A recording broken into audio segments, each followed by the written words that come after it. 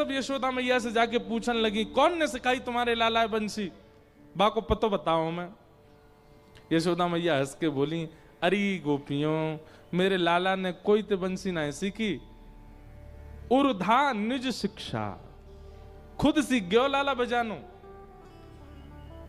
वंशी के प्रणेता कौन है, वंशी का निर्माण किसने किया? श्री कृष्ण ने ही वंशी को बनाया है, और उन्होंने ही इसका स्वर जातियों का निर्माण किया है। अब दुनिया के लोग चाहे किसी को भी आविष्कारकारी बताएं, पर वंशी का आविष्कार हमारे लाल जी ने ही किया है।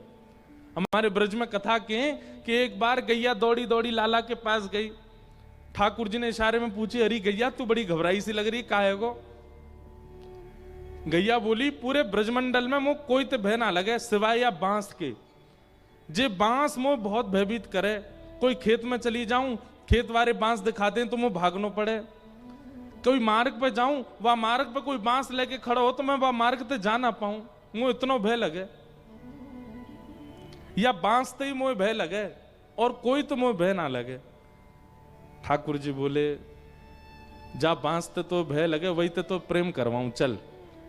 और ठाकुर जी ने जाके जैसे ही बांस पकड़ो तो एक हाथ का स्पर्श करते 3 उंगलियों के स्पर्श होते 3 छिद्र प्रकट हुए, दूसरे हाथ का स्पर्श करके 3 उंगलियों के स्पर्श से 3 छिद्र और प्रकट हुए, और उसी को उठा करके जैसे ही ठाकुर जी ने अधर पर रखा, एक छिद्र और प्रकट हुआ।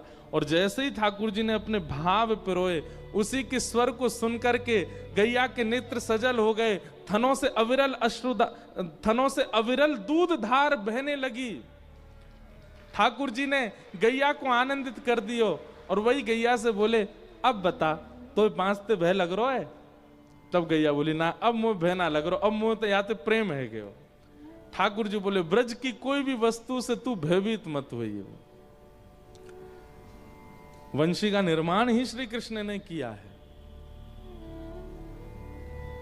उज निज शिक्षा, किसी गुरु से नहीं सीखने गए ठाकुर जी, अपने आप बजानी सीखी वंशी।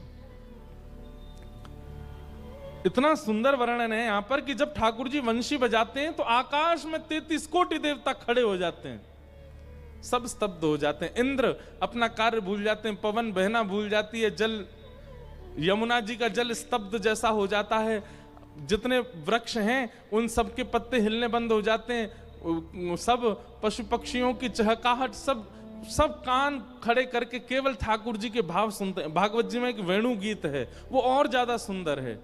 उस वेणु गीत में तो ठाकुर जी की वेणु से क्या क्या होता है वो सब भाव बताए जाते हैं। एक बार हमने वेणु गीत विस्तार से कहा था जयपुर में, बहुत अच्छा है वेणु गीत।